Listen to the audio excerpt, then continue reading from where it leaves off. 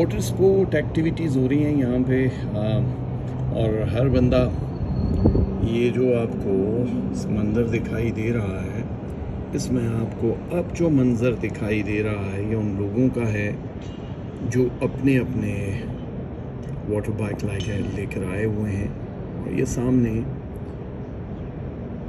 वो एक्टिविटीज़ हो रही हैं। अभी तो ये सिर्फ टेस्ट ट्रांसमिशन है। सामने आप देख रहे हैं बहुत सारे लोग खड़े हैं, कैंप भी लगे हुए हैं, एमरजेंसी के लिए गाड़ियाँ भी मौजूद हैं। खुदा न खास्ता कोई हादसा हो जाए तो फौरी तौर पे इनको रेस्क्यू किया जाए। और ये जो प्राइज़ वाली गेम है ये शाम तक जारी रहेगी और इसमें जो अच्छा विनर होगा उसको मिलेगा इनाम मेरी तरफ से।